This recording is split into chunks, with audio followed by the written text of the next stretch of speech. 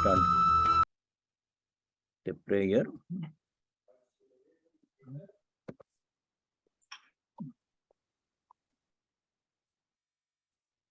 This is on page 166 of Universal Prayers, the second and third prayers on 166 from the Prapanna Gita. Om Nanyad vadami na shrunomi na chintayami Nanyat smarami na bhajami na chashrayami Bhaktya tvadiya charanam vajamantarenam Shri Srinivasa Purushottama Dehi Dasyam Tvameva Mata cha Pita Tvameva Tvameva Bandhuscha Sakha Tvameva Tvameva Vidya Dravinam Tvameva Tvameva Sarvam Mama Deva Deva. O Lord, you the Supreme Being, in my devotion I shall not speak of, nor hear of, nor think of, nor recall, nor adore, nor resort to anything other than your lotus feet. O you, the seat of all virtue and majesty, please grant to me the privilege of serving you. You are my mother, you are my father, you are my friend and you are my comrade. You are my knowledge and you are my wealth. You are all in all, O God of gods. Om Shanti Shanti Shanti. Prayer seeking to serve the Lord as his humble servant. I'm a dasa, I'm a servant. The Lord is my Prabhu. That's a very good attitude to practice. Dasya Bhava, it is called. Let us continue.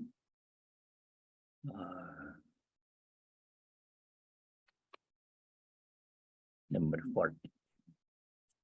Three kinds of sukha we have seen.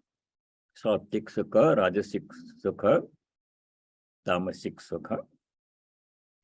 Now concluding the study of the three gunas.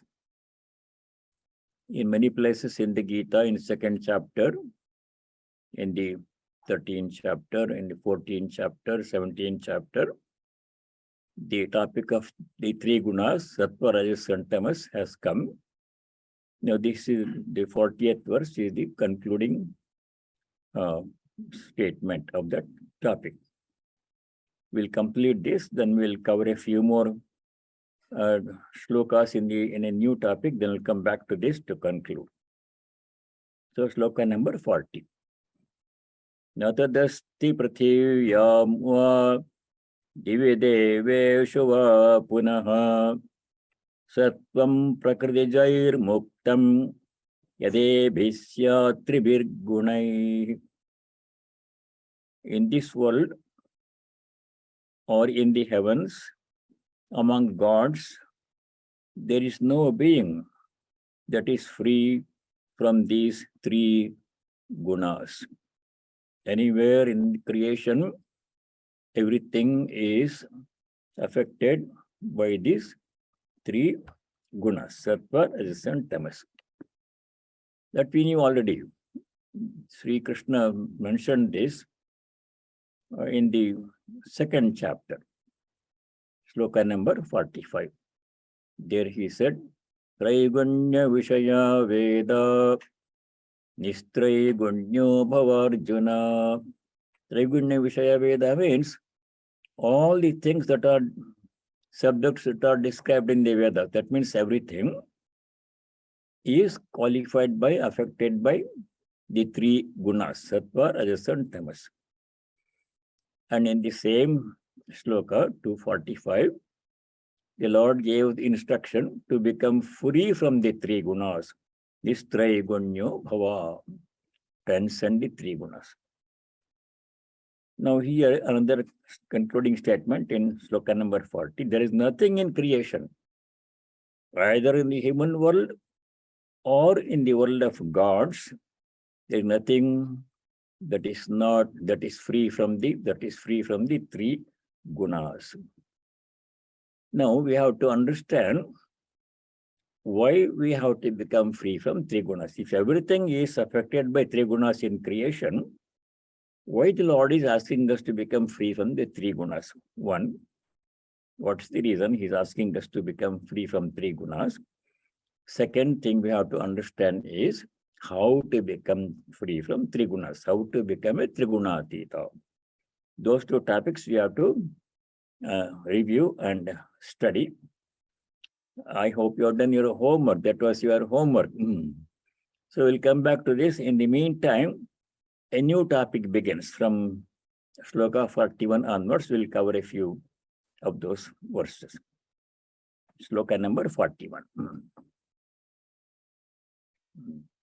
Brahmana kshatriya visham shudranam cha parantapa karmani pravyabhaktani swabhava prabhavair gunai. Brahmana kshatriya visham shudranam cha o parantapa karmani pravyabhaktani swabhava prabhavaihi gunai. This means, O Arjuna, Parantapa, the duties, karmani, work or duties of the different categories of people based upon their nature. Pravyabhaktani, they have been divided and mentioned in the scriptures. How? Based upon what? Swabhava prabhavaihi gunaihi. Based upon their inherent nature, not on any other consideration, not on birth or any other consideration. So let us understand, O Arjuna, the work or duties of Brahmanas, Kshatriyas and Vaishyas, as also those of Shudras, have been allotted or prescribed according to the constituents of their nature, their gunas. Prabhava, Sabhava, Prabhavai Gunahi. Sabhava means one's own nature, what one is inherently. The word Sabhava has been explained in this way in the Shankara's commentary. Sabhava prabhavaihi gunaihi sabhavaha ishwarasya prakritihi tigunatmika maya sa prabhavaha yesham gunanam sabhava prabhavaha. The nature of each individual is different. Based upon what? Based upon the previous impressions that we have been gathering for a long time. Every one of us is unique. No two people are exactly alike in their nature. Their way of thinking, their way of speaking, their way of performing actions are all different for each person. Why are they different? Because each person has his or her own unique background. As we studied before, what we are at this moment, any one of us, is the sum total of all the impressions that we have been gathering for a long period of time, over many lifetimes. What are the impressions? How are they gathered? Every time I say something or think something or do something, two kinds of result will come. Drishtapala, adrishtapala. Seen result, unseen result. Seen result is what we experience outside. If you do some action, you get the reaction, the fruit of that one. That is, with that we know, that is known, seen, drishta, palam. But in addition to that, every action that we do by thought, word or deed adds an impression to our mind. We are gathering impressions. Every time I say something, do something, or think something, one impression record is created in my deep in my mind. Those impressions keep on accumulating. These impressions are of different nature, depending upon what kind of action we do. If I do sattvic action, if I see sattvic words, sattvic action, if I do, a sattvic impression is formed. If I do rajasic action, rajasic speech, then a rajasic impression is formed. Similarly, if I do tamasic action, tamasic thought or speech, then a tamasic impression is added.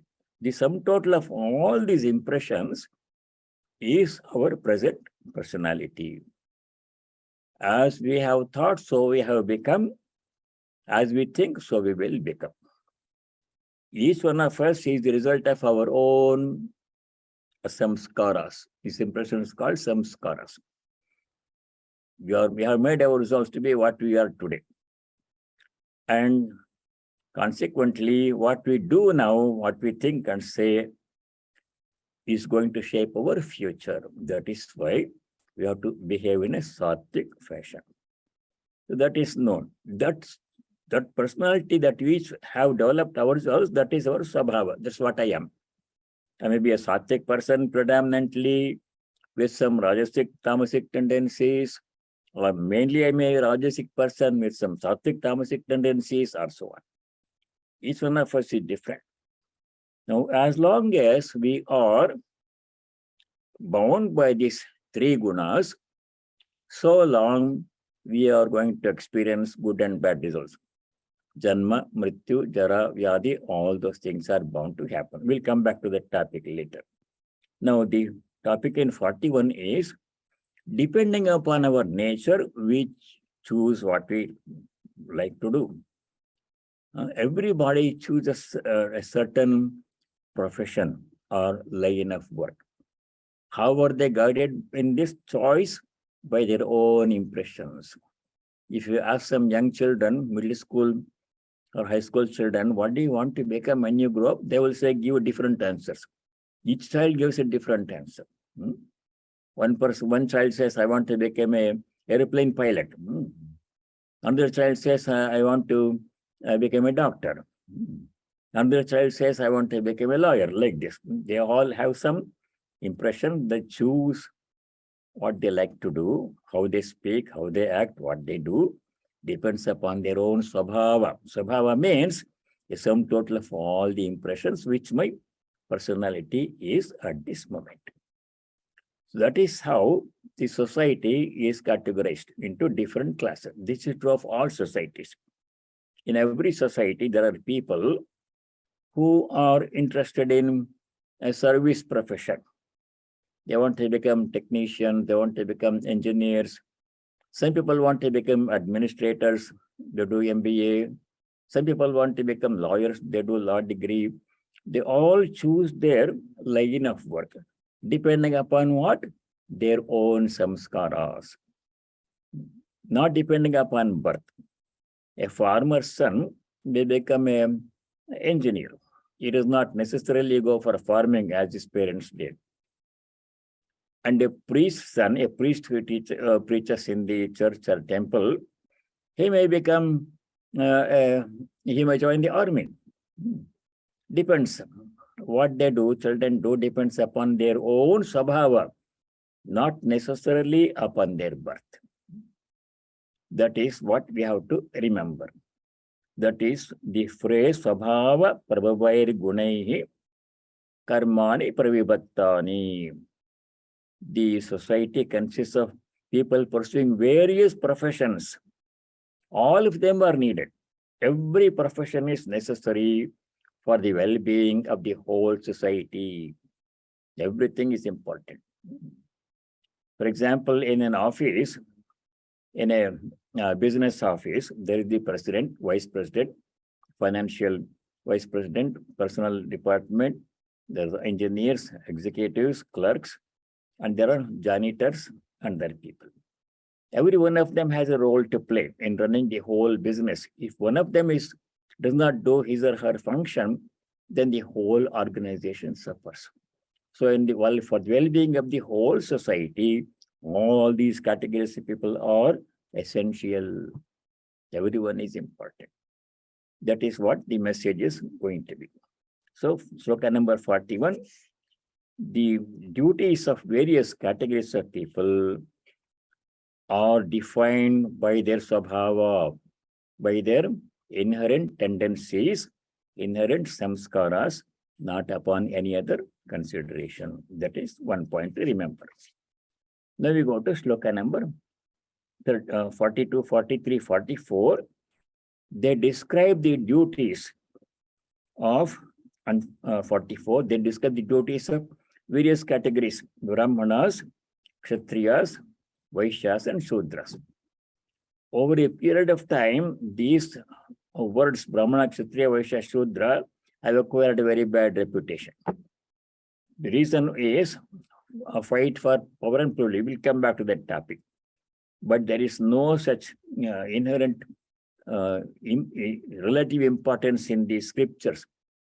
They're all, every one of them is essential for the functioning well-being of the whole society. So let us see what sloka number 42 says. Shamodamas tapas saucham shantirarjavamevacha jnanam vijnanamastityam brahma karma svabhavajam. Svabhava means tendency, inherent tendency to pursue some kind of lifestyle or work. For Brahmanas, it is these qualities are necessary. A person who has these qualities listed here is a Brahmana, not necessarily one who is born in a Brahmana family. A person may be born in a Brahmana family, but if he does not have this quality, then he is not a Brahmana. He has some other tendency. So let us see what these virtues are, qualities are of a Brahmana. Qualities and duties. Shama. All these things have come earlier in the earlier chapters. These virtues have come. Well described in the qualities of Chitta Prajna in the 2nd chapter. Well described in the qualities of a Bhakta devotee in the 12th chapter. In all those places, in 13th chapter, Jnani's qualities from sloka 7 to 11, all have come before, but they are restated here. Shama means what? Tranquility of the mind. Mind has to be calm, regardless of what happens. In pain and pleasure, in gain and loss, in praise and blame, in happiness and unhappiness, a person who can remain calm, unperturbed, he is a Brahmana. He may be born in any family, it does not matter. If he has this virtue of Shama and other virtues like that, then he can be called a Brahmana. Dhamma, second quality. Dhamma means what? Control of sense organs. Your 10 sense organs pulling our mind in 10 different directions. Eyes want to see something pleasant, good or bad, does not matter. Ears want to hear something pleasant, beneficial or not, does not matter. Hands want to do something, feet want to go somewhere. So these 10 sense organs they have different tendencies. They go out into the world, seeking contact with sense objects, hoping that such contact will bring pleasure. This is what we studied in the 2nd chapter. Sloka number 14 in chapter 2. Bhagavan Sri Krishna is explained how we experience pain and pleasure. 2:14. Matra sparshast kaunteya shitoshna sukhadukkhada agama apaina anityaha tam stitikshasya bharata. Shita ushna sukhadukka. Shita ushna means physical sensations, cold and heat. Sukhadukka means mental experience. So happiness and happiness. How do they come? Matra sparsha. All these experiences, pain, pleasure, happiness, cold, heat, and cold, they all happen to us. How? Matra sparsha, one phrase. Sparsha means contact. Contact of one or more sense organ with one or more sense object. That's how we experience pain, pleasure, happiness, and happiness.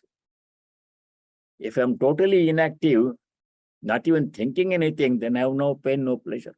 In deep sleep, it happens. In deep sleep, there is no sparsha at all.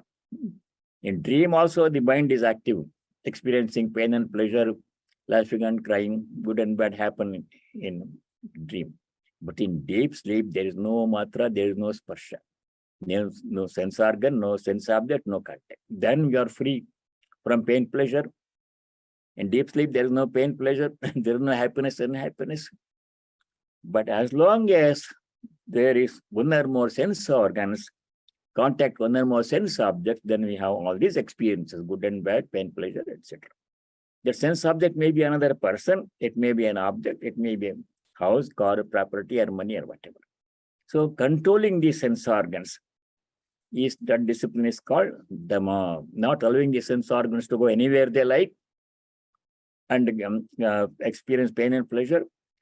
Directing the sense organs in the proper direction to do only good things, say only good words, and to think only good thoughts. That is called Dhamma, control of sense organs. Shamo Dhammaha, Tapaha. Tapa means penance or austerities. That we know from 17th chapter. 3 kinds of tapas are there. What are they? Austerities of the body, austerities of the speech, and austerities of mind. We studied them in 17th chapter, slokas 14, 15, 16. Devat Vijaguru Prajna Pujanam Shauchamarjavam Brahmacharyam Ahimsa Cha Shariram Tapa Uchate. Shariram Tapa means bodily austerities. Like that one. Those tapas have to be done. If a person does not do this austerity, then he cannot be called a Brahmana, regardless of where he is born. Shaucham. Next one is purity, both internal and external purity.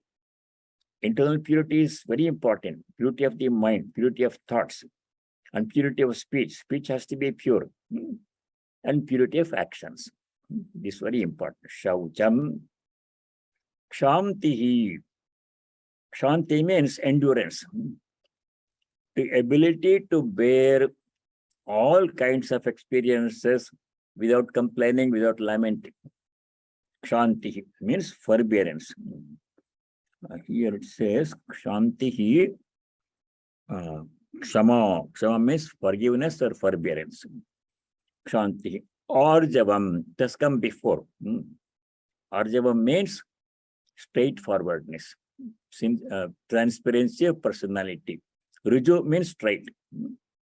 Riju means going in a straight path, not deviating here and there from the path of truth. Rijutvam or Arjavam is called straightforwardness. That means what we think in our mind must be same as what we say in speech, and that must be same as what you do in action. Thinking something, saying something, doing something else is not, it is crookedness. That is going to be very bad. Gives us a lot of suffering. So next quality is Arjavam, straightforwardness, sincerity, transparency of personality. Next quality is Jnanam. Jnanam is knowledge. Knowledge is of 2 kinds. What are 2 kinds of knowledge? Paravidya, Aparavidya. Knowledge of the supreme reality. Who am I? I am not the body, mind, I am the Atman. That knowledge. Knowledge of the world. Some discipline have to be studied. Both have to be done. Jnanam, Vijnanam. Vijnana means experiencing, wisdom, experience. Not theoretical knowledge, and experience. Experiencing the truth that one is the divine, one is of divine nature. Experiencing our divine nature, that is Vijnana. Astikyam. Astikya means, asti means is. Asti means something is. Saha asti, he is there. Tadasti, that is there, is. Astikya means there is a reality beyond what we experience through the senses. That conviction must be there. Many people who are rank materialists, they don't have that astikya. They say whatever we see through the senses, that's all there is. There's nothing beyond the domain of senses and thought. That is Gnostica. They don't believe in any reality beyond what is experienced through the senses. But Vedanta says that there is something beyond what we see and hear and touch, taste and smell. That's our consciousness. So that conviction that there is a reality besides and beyond what we experience through the senses, that conviction is called astikyam. Some people dismiss, there is nothing. Body, mind, what else is there? When the body dies, everything goes away. That was the theme in the Katha Upanishad, in all the Upanishad.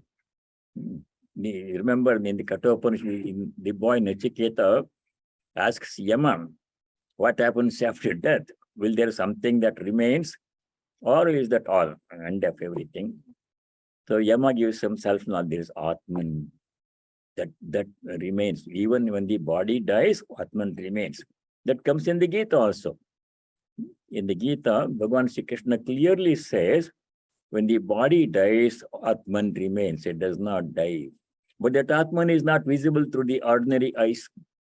You cannot touch it, you cannot taste it, you cannot smell it. It is beyond the senses. Where did you study that one? When the body dies, Atman does not die. The hanyate, hanyamane, sarire. Sloka number 20 in chapter 2. Very important sloka. There, Bhagavan describes the nature of Atman. Astikya means a firm conviction that there is a true self, Atman, besides the body and the mind, that cannot be seen with the eyes or touched with the hands. And that is ever present, eternal. Body, mind are ephemeral. They're temporary. They come and go, but Atman is always there. When the body dies, Atman does not go. That was described in sloka number 20 in chapter 2. Najayate mriyate va kadachit nayam bhutva bhavita va na bhuyaha ajaha nityaha shashvataha ayam puranaha nahanyate anyamane sharire. When the body dies, Atman does not die, because it has no birth. Ajaha nahanyate nahanyamane sharire. So that is nature of Atman. That is there. That's what we truly are. That is the astikya. That conviction is astikya, and I want to experience it. Myself, my personality is not limited to the body and the mind. It's only the body, mind, they come and go. That's not my true nature. It's a temporary thing that I have, but I am truly the Atman.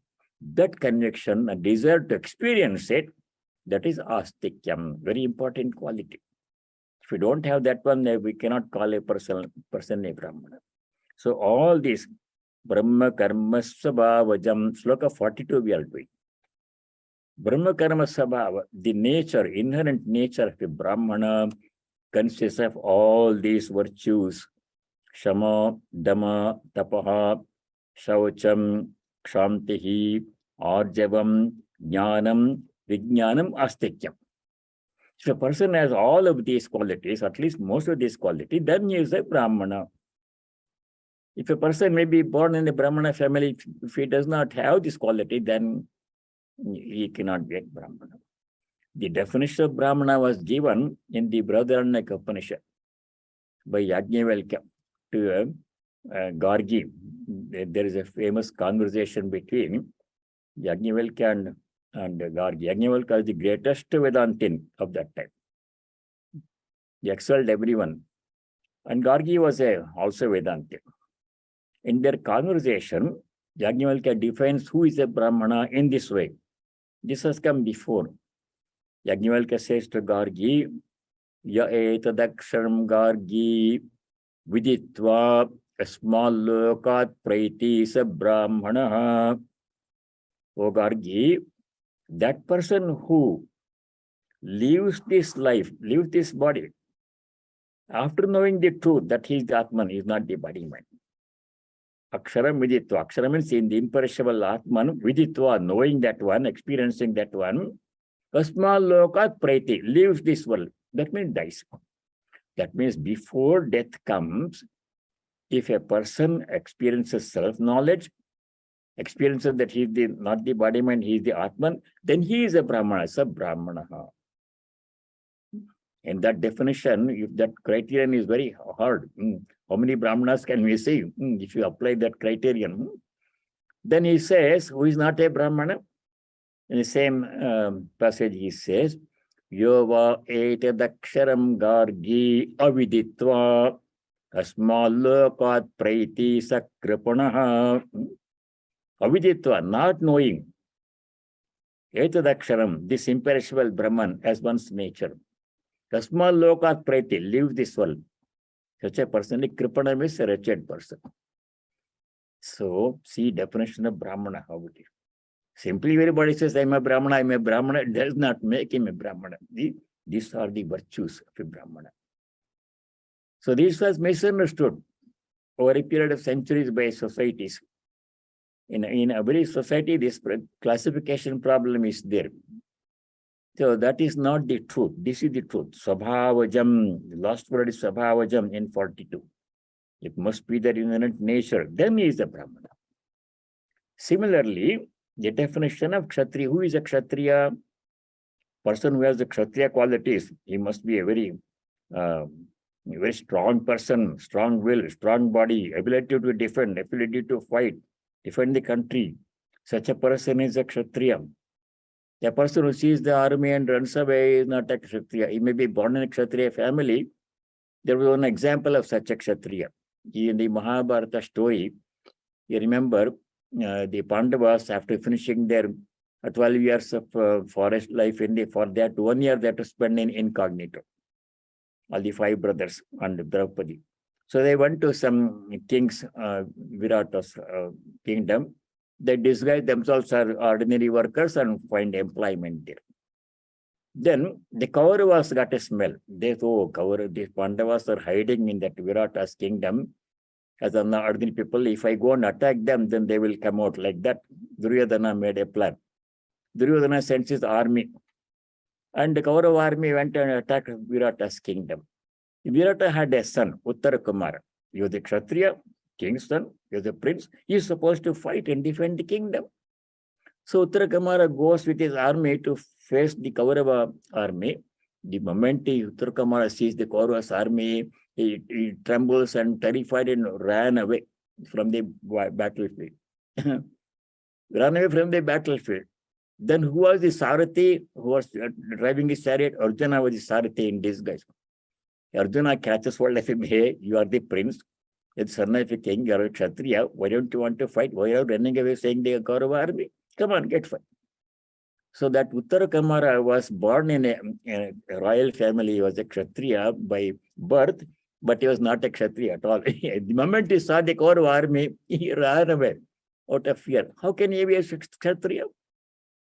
Shaurya must be there. So that Kshatriya qualities are defined in sloka number 43.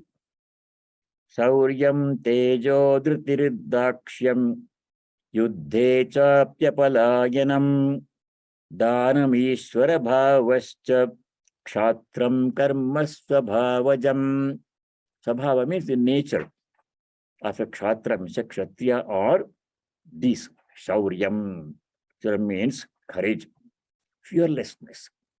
No matter what army faces you, you stand in the battlefield and fight. Even if I die, I'm not going to run away from the battlefield.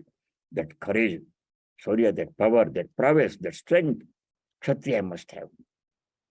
There's the inherent quality of Kshatriya. If he does not have, even if he's born in a princely family, he is not a Kshatriya. Tejaha. Teja means power, splendor. A person who is very strong, you can see a splendor in such a person's face. A weak person, sick person, we see his face, there is nothing there. There is no light there. Shauryam means power, tejas, prowess. Tejaha. Dhritihi. Dhriti means firm resolution. Dhriti came earlier also. Firm resolution. You undertake a task, you complete it. You don't give up when the obstruction comes. That ability to persevere and finish the task that one undertakes is dhriti. Perseverance must be there. Kshatriya must have dhriti, perseverance. I'm not going to give up. No matter what obstacle comes, I'm going to persist. Persistence in one's effort. Dhritihi, dakshyam. Daksha means skill in performing any action. Daksha is a skillful person. Dakshyam means the ability to perform any action efficiently without wasting time and material. If two people do the same work, one person does it in a very efficient way, and the product is very good. The other person does it in a very inefficient way, wasting material and time, and the product is of poor quality. That ability to do something, small or big thing, does not matter. Must be done efficiently. That power, that quality is called daksham, efficiency in action. It has another meaning also. In the second chapter, we saw that one. Efficiency in action, yoga, karmasa, kaushalam, we saw. Kaushalam also means efficiency or proficiency. That means not being attached to the fruit of action, doing everything without attachment. Here, daksham means skill, skillfulness, skill in action. Daksham. The next quality is very important for a kshatriya. Yuddhe cha pyapalayanam. Yuddha means war, battlefield. Palayana means running away. Apalayana means not running away from the battlefield. A true kshatriya never shows his back. There's a saying that if a kshatriya has a wound in the chest, he's a true kshatriya. If he has a wound in the back, he's not a kshatriya. He's running away, he was hit in the back. Face the enemy, face the brute. That is kshatriya's quality. Ability to face any circumstance, no matter how painful or difficult it is, that's a kshatriya sabhava. If one has that, he is a kshatriya. Remember the phrase, face the brute in Swamiji's experience, life. Swamiji was going somewhere, maybe in the Himalayas or somewhere, Swami Vivekananda. And one place was attacked by big monkeys. A lot of monkeys came. Some of them are very aggressive. They'll attack and snatch whatever you have in your hand. Those monkeys came, and Swamiji began running. And then they followed him. They also chased him. Then one sadhu was there watching all this. He said, Swamiji, don't run, face the brute. That sadhu told Swami Vivekananda, face the brute.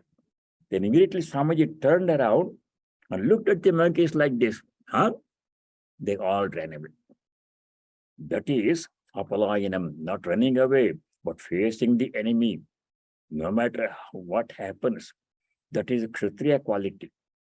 Simply if some problem becomes difficult, I run away from the problem. That is not kshatriya quality. Yuddhe cha yapalayanam.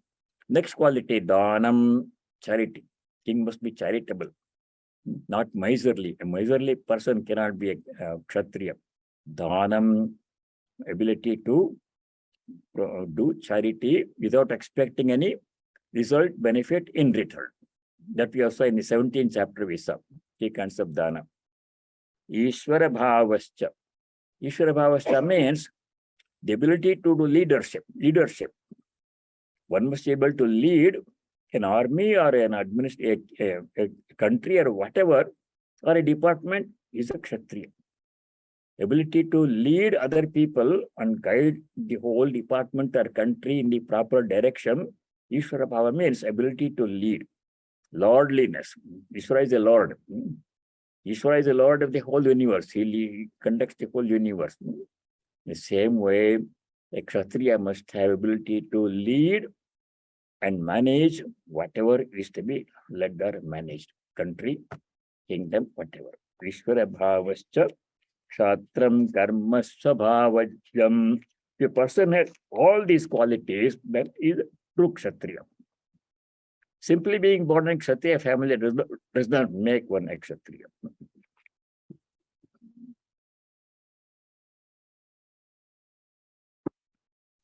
Then, sloka number 44. There, the remaining two categories are described. The virtues of remaining two categories in society, Vaishya and Shudra. So 44. Krishi gauraksha vanijyam Vaishya karma svabhavajam Paricharyatmakam karma Shudrasyapi svabhavajam. Krishi, first line, description of Vaishya qualities.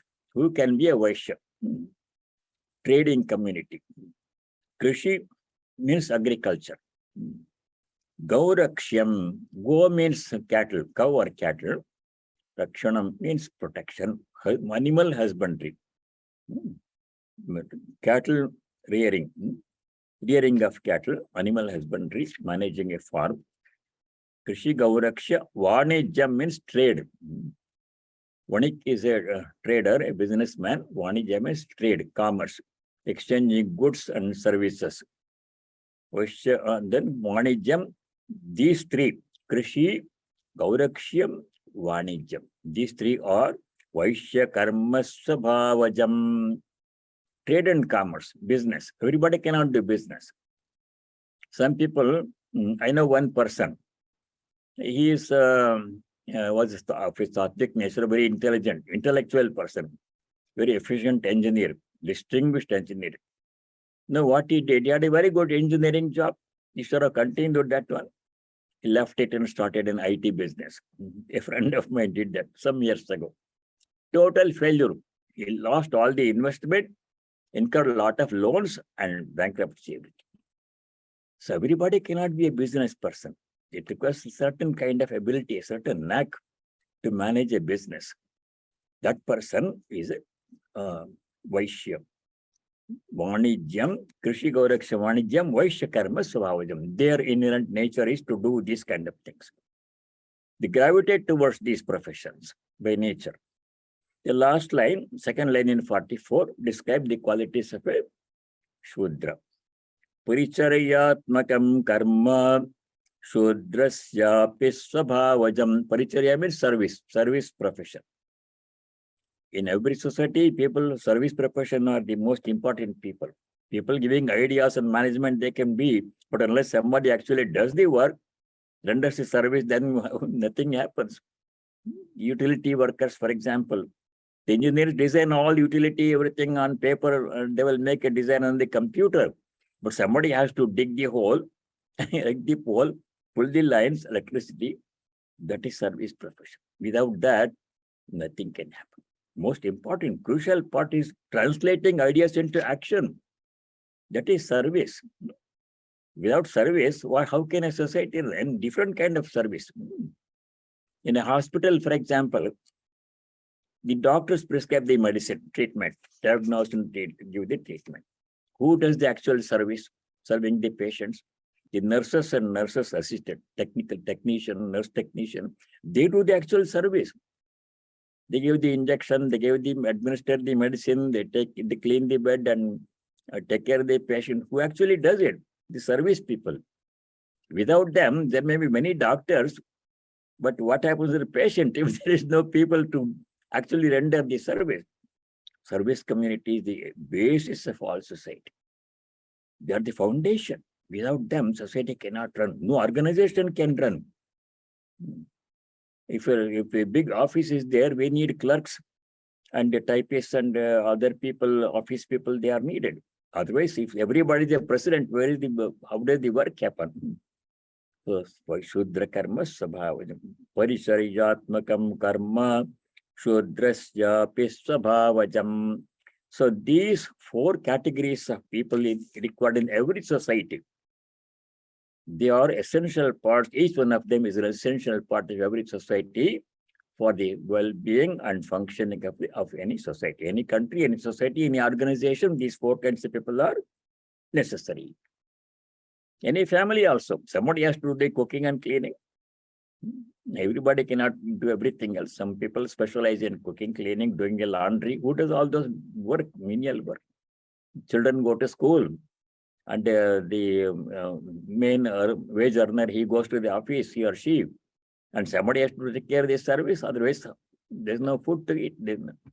So service profession is the base foundation of our any society. No, that is the division of society into categories, not by birth or by seeking power. What happened was, in Indian society, over a period of centuries, there was a greed for power and privilege. The Brahmana community, by heredity, they claim to be Brahmana. They may not be actually doing the Brahmana duties, may not have Brahmana qualities described in the in this verse. But they claim a privilege, you are superior in society. And they would trying to suppress the other categories of people, service people and other people. That is not what this means. This means different categories of people, depending upon their nature, the kind of activity that they do, are essential parts of all societies. And there is no privilege for some people. Everybody is equally important. Everybody equally important. Cannot do without any of them. All the four categories of people are necessary. That was how this division was done, was explained in the fourth chapter. Fourth chapter, Bhagavan says, Chataru varnyam maya srishtam guna karma sabhavataha. Based upon their guna and their karma, based upon their profession, which they choose according to their guided by their tendencies, that's how society runs. So that is the four categories of people. Everyone is important. Now, question comes. If Brahmanas are doing all the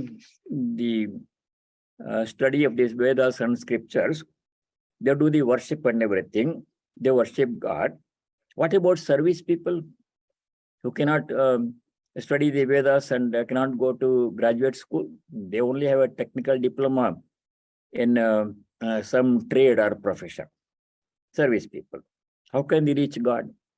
Because they don't have a scripture study opportunity. They cannot know the Sanskrit and all those Bhagavad Gita and Upanishad. They are doing service profession. How can they reach God?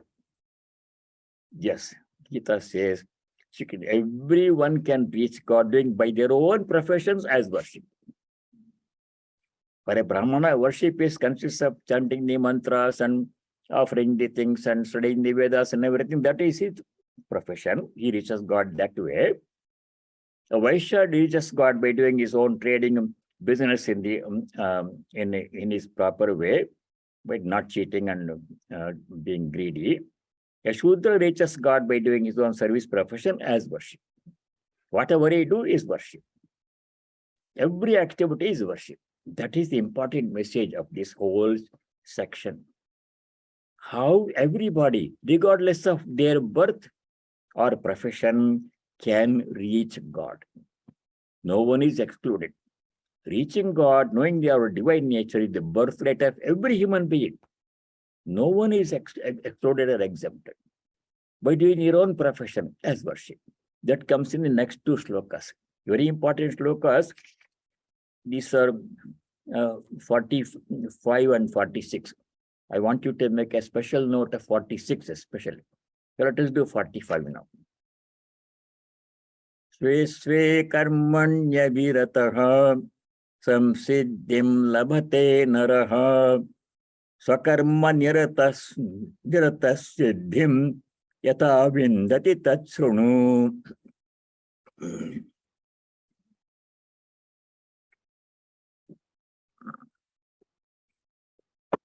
Later. 45. Sve sve karmani, in their own respective duties. Abhirataha, engaged, doing their duty efficiently, with interest, enthusiasm, and without attachment to karma phala, as we saw before.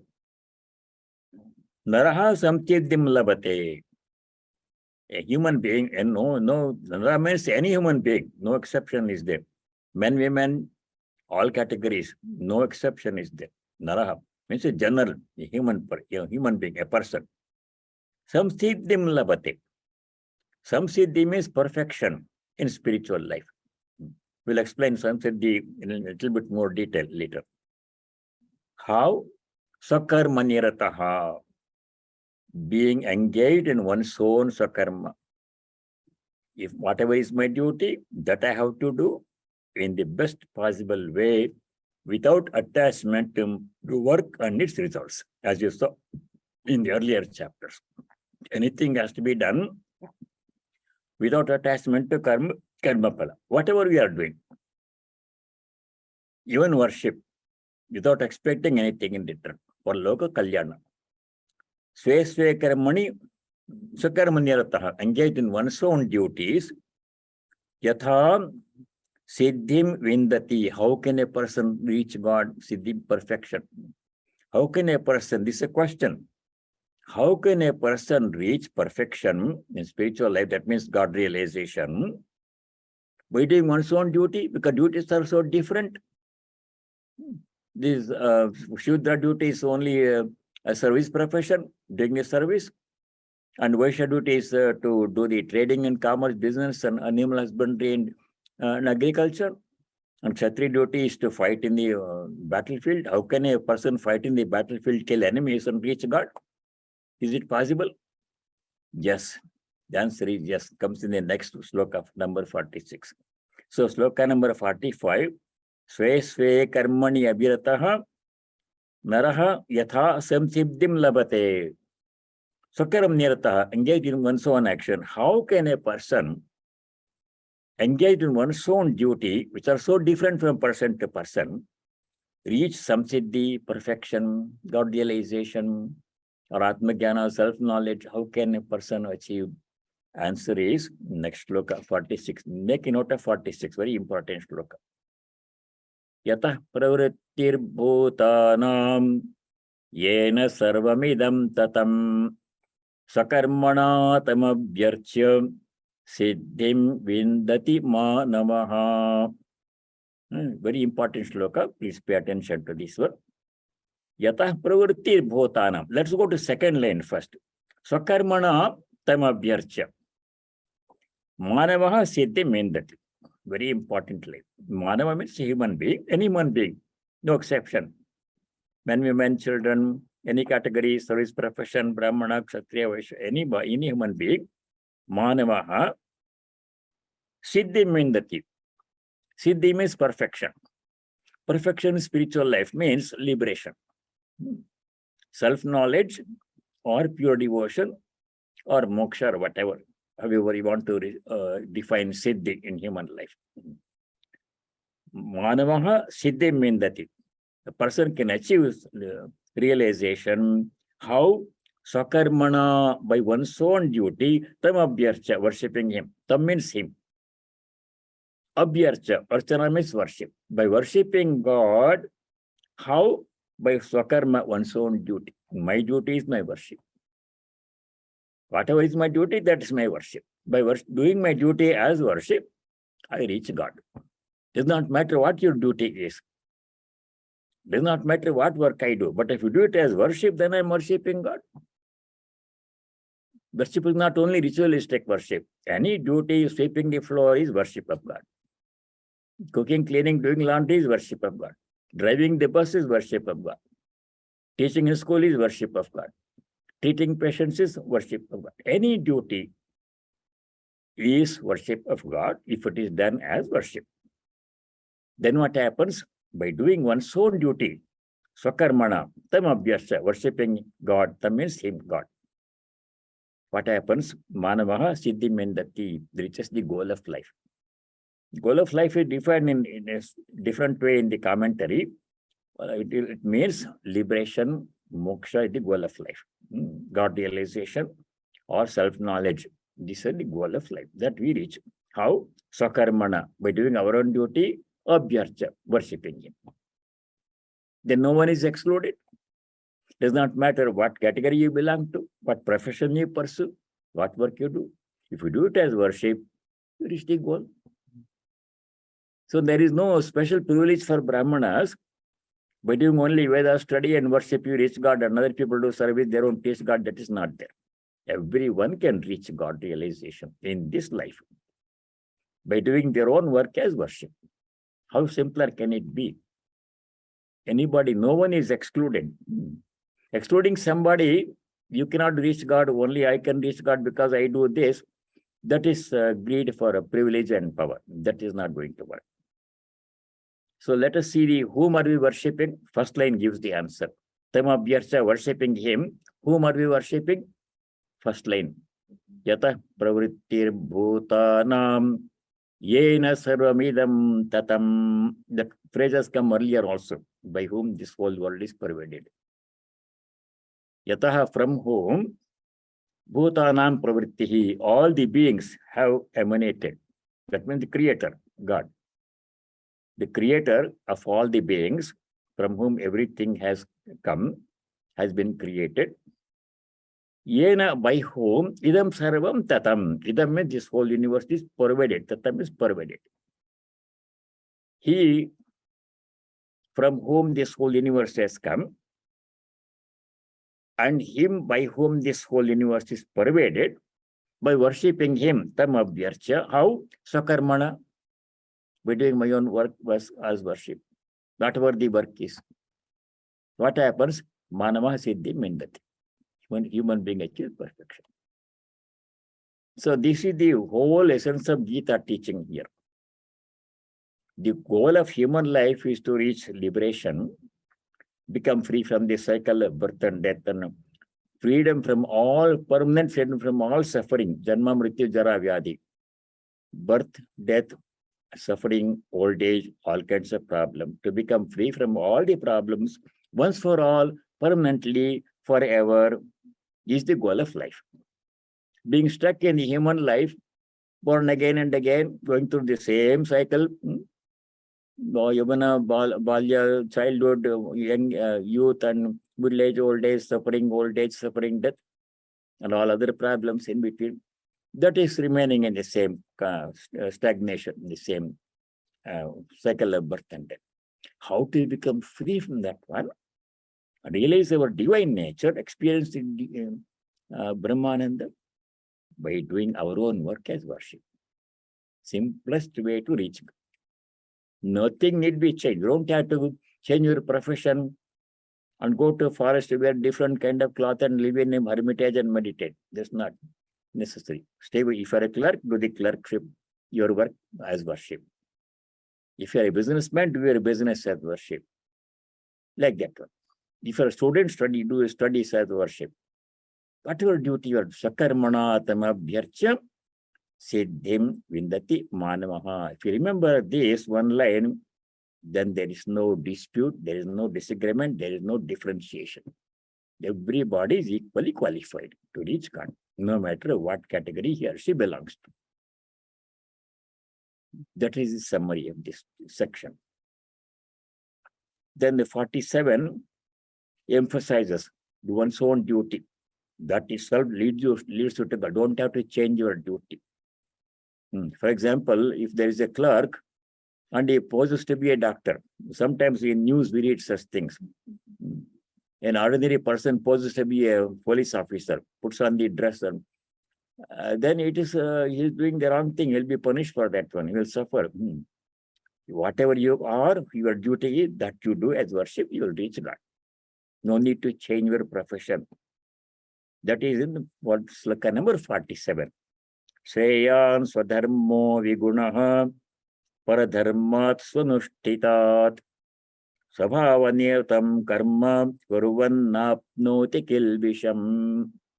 If a person's duty is unpleasant, vigunaha, some duty, some nature of line of work is very unpleasant, like construction workers and the electricity maintenance utility workers, those who do the manual work.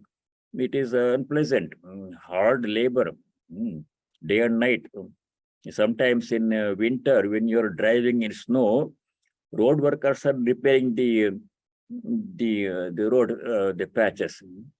At night, because during night there is not much traffic. Daytime, so much traffic, they cannot do road work. They close the traffic. But at night, when everybody is sleeping comfortably, it is snowing outside, cold, there the construction workers work at night with light. It's a very difficult kind of work. How can such a person reach God? He is not able to go to the study the Vedas and do the worship in the temple. He cannot do his line of work. He can reach God. This is what the Gita says. Swakarmana tamabhyarcha siddhim mindati manavaha.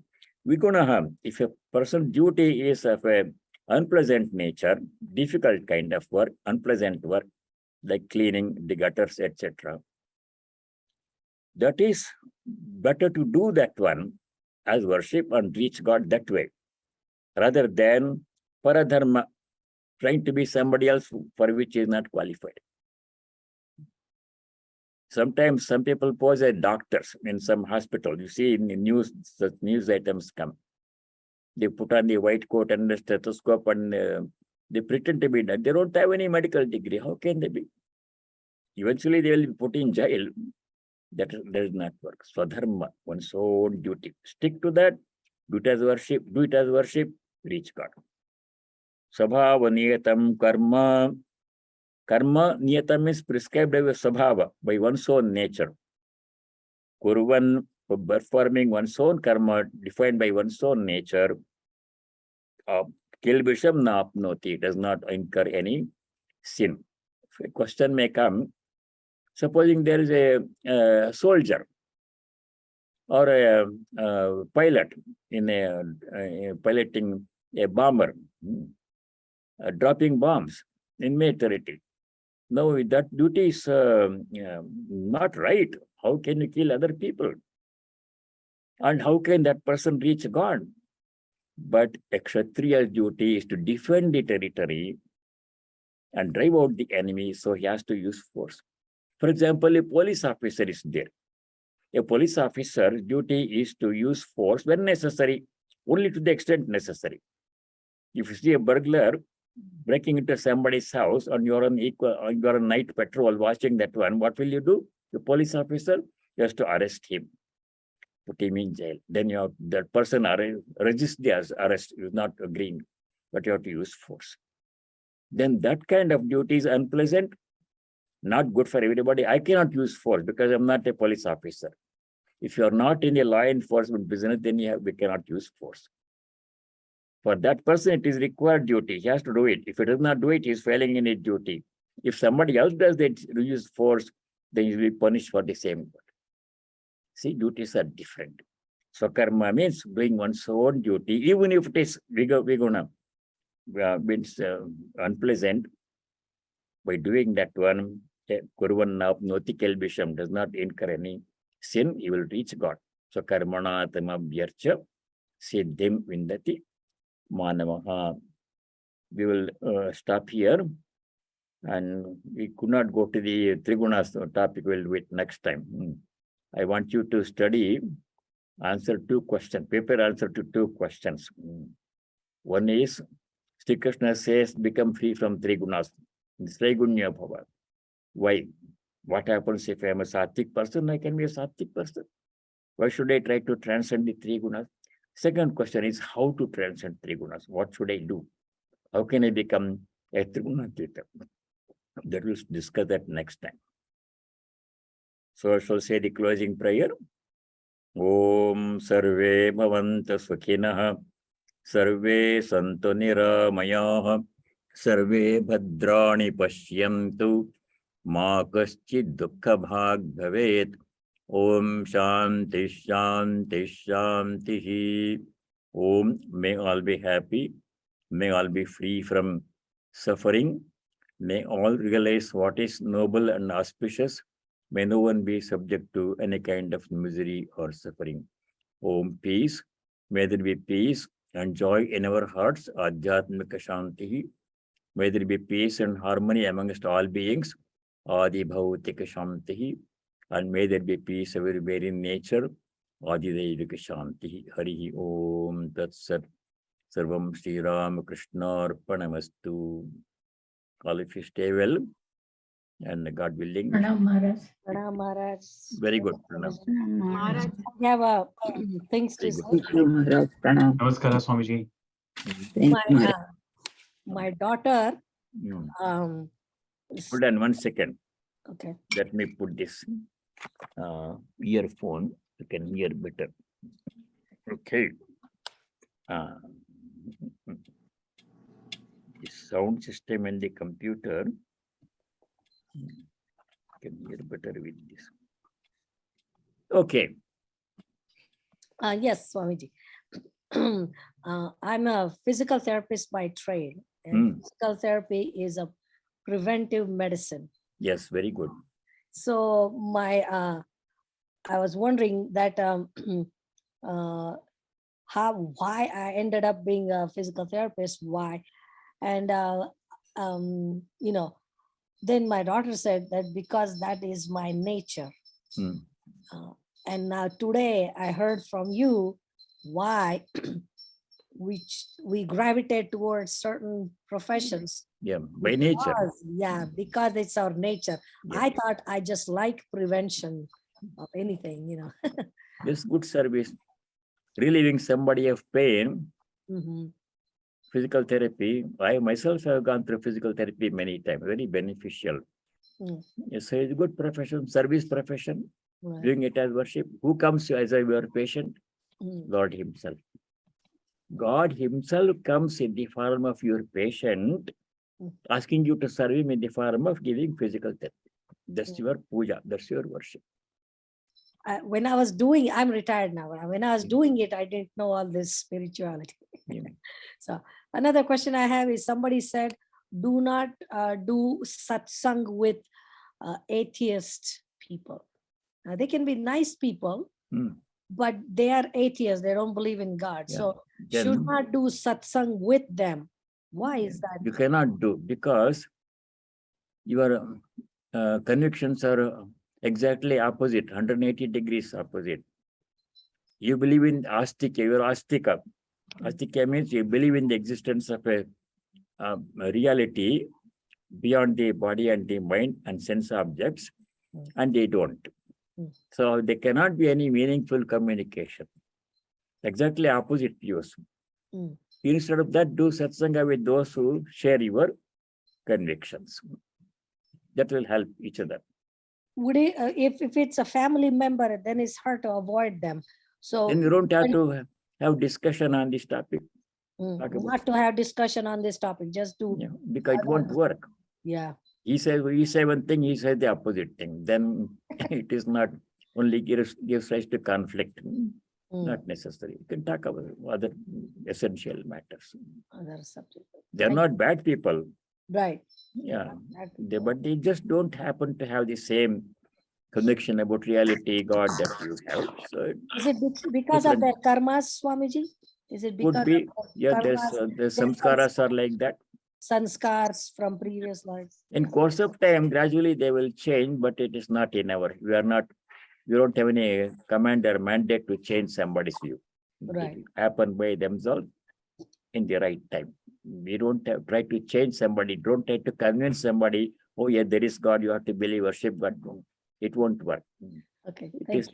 Everybody comes to this path in their own time, and then let it happen naturally. We have no ability or mandate to change anybody's view. Let them pursue their life the way they want. Okay, thank you. Swamiji, I have a question. So these, Brahmanas, Vaishyas, Shudras, and the warriors does it even make much sense in the current world? Because no, right, it does not, right? It's illegal. Caste system is abolished by law in India. Everybody can reach God by doing their own profession.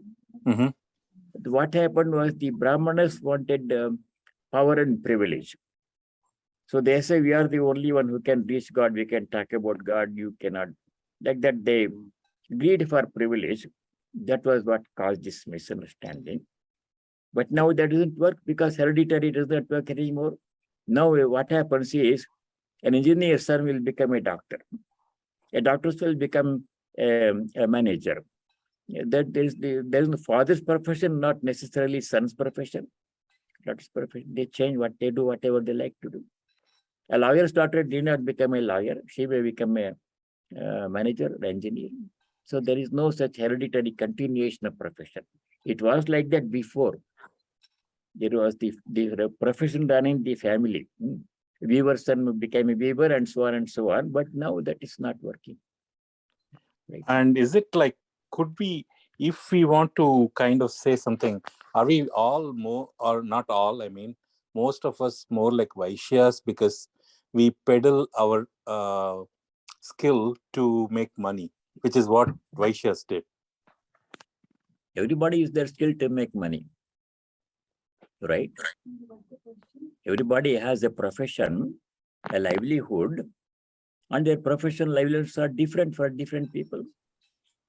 Some are managers, some are engineers, some are doctors, some are clerks. So that's how they make their money, by doing their work properly, efficiently, honestly. So what is wrong in that one? You have to have a livelihood, and people earn their livelihood by doing different professions. And here Bhagavan says every profession is will lead you to God if you do it as worship. There is no high or low, superior or inferior. So is it like we just need to find out which job suits us best, and do it, and then offer properly, it to God? with love and gratitude, with efficiently and as worship, then you will reach God. Mind becomes pure. In this going back to this sloka number 45, Samsiddhim, Shankara defines Samsiddhi as purification of mind and make the mind able to inquire into the nature of reality. Here it says Samsiddhi, let me read it. Samsiddhim labhate swakarmanushthanataha eva sakshat samsiddhihi swakarma nirataha siddhim yatha yena prakarana vindati tachrunu. By doing one's own karma, swakarma, as worship, a person's mind becomes free from selfishness, narrow-mindedness, greed, and attachment. Then that purity of mind leads one to God realization. That's how every profession can lead you to God. And every profession is essential for society. Supposing all the janitors go on strike, all the presidents and vice presidents are all ready to do their work, administration, but all the janitors go on strike, then what happens? The office cannot function. Every profession is essential for the well-being of the whole society. Everybody has a place. Everything is important. That is the Vedantic view. Society does differently. That is wrong. This is the proper view of classification of society based upon the professions, not on heredity. Okay, Swamiji, I have a question. Lakshmi. Namaskar, Swamiji. So sometimes people change jobs. So what happens to that swakarma? Like somebody either gets like a promotion, or they do something and then they don't like it anymore. They change their jobs. So does it become like whatever you are doing at that time, that becomes your swakarma? You change. Supposing I know some people, can a person change his duty, line of work, and have new swadharma? I know some people, they were teachers in high schools, middle school, high schools. Now, many of them left their job as teachers because very stressful. Children, school children bring guns, loaded guns to the school, and you bring drugs and everything, and you cannot control them. So very stressful job. I know one teacher who comes here, very stressful. Long hours of work, and you don't know what the child does. You can't touch them, you can't do anything. And parents also argue with you. So they left the job and became librarians. Library's job is less stressful. There is also stress there. If you are a public librarian, the public will complain, why are you keeping this book? It should be banned. There also you have to argue with the library patron. Every job has some stress, but the teaching job is most. Nowadays, teachers are in shortage right now because teaching is so much school shooting and everything is happening. People leaving their jobs as teachers, doing something else. So then that new job becomes your karma. Do it, whatever you choose to do, it as worship. Like that one. It's possible to change. Swamiji, how about army folks? You know, like they go for a war and almost all of them come back ending with PTSD. Yeah. post-traumatic stress disorder, Traumatic syndrome. which is so. Isn't that this one that wars are not the right thing to do, or how do we take that? In the earlier days, Kshatriyas were defending their territory, their kingdom, their subjects. Defense. Army means, military means defense system. Defend the country from invasion from other countries. So that's a good thing to do. You have to defend. So that is the profession of a Kshatriya. But doing unnecessary violence is not good, even for a Kshatriya. Simply invading another country for greed of territory, that is immoral. Then they'll have to. That is why people who enlist in army, in this country, enlistment is voluntary. Those who are interested in armed forces, only they enlist and join the Air Force or Army or Navy or whatever. So it is by choice. They choose to pursue that profession. So many of them choose because they want to go to college, to get money to go to college. Then after which I'm thinking, after serving in the army for a certain number of years, 6 years or something, then they are free from the obligation, they can do something else. I know some people who went to college ROTC. That means the army pays the college tuition and they get a law degree. A person I know got a law degree that way. And because the education was funded by the army, he has to work in the army for certain number of years. Requirement, obligation. He fulfilled that year. Then he left the army and became a lawyer in a private firm. So there is a give and take. The army provided education. He served the army for required number of years. So that is a clean transaction. Yeah, nothing wrong with that because he didn't have the resources, the money to get his degrees. So the army got his service right for 6 years or whatever. Yeah. And for the money they spent, army spent, they got the service. Right. After he finished his education. And he fulfilled his obligation to the army. Yes, except, yes, correct. Both sides did, I think, what they thought was the right thing, except that this person probably didn't have the samskars of being a Kshatriya. He went into the army because his main objective was to get a college education and then came back with this post-traumatic stress disorder, in which case he was not useful to the society. If he doesn't have the tendency to be a Kshatriya, and he should not even go there, right? So he can apply for a loan and get education, or some other way you have to get education. If if my heart is not there, I should not agree to do something just to get some benefit. Then you won't be able to do the work also properly in the army. Correct. It's not good. So Swamiji, even whether we are Brahmins or not, we try to do our job to the best ability we can, but we try to attain the lofty ideals which Brahmin was supposed to have. Is that how we take it? We try to repeat the last part. Okay, but we try to attain the lofty ideals of what is written in the scriptures of the Brahman.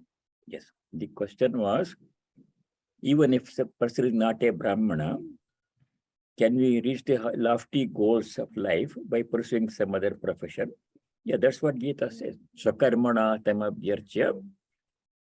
Sloka number 46, second line, by doing your own action, what service, profession, or whatever you choose to do by your nature, guided by your nature, doing it as worship, you reach perfection. That way, everybody can reach God realization. Not only Brahmanas, anybody can reach God. If that's the goal of life for that person.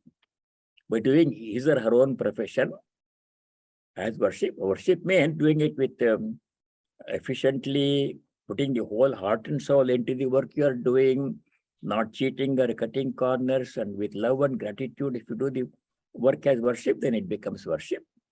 That way, everybody's can worship God at all times. whatever is one's profession is, by doing it as worship, your mind becomes free from narrow-mindedness, selfish attachment, everything. That paves the way for God realization. That's how everybody can reach God. No one is excluded. That's the message of Vedanta. But some sections of society, there is no, you can't reach God. Only I can reach God by doing this one. We are not qualified. That is the mistake, the society, but it's not in the scriptures. Scripture says everybody can reach God, no matter what work you are doing. Service profession, agriculture, animal husbandry, engineering, defense force, or Brahmana, whatever. Do it as worship, you reach God. So let us stop here. Thank you, Swamiji. Continue next time.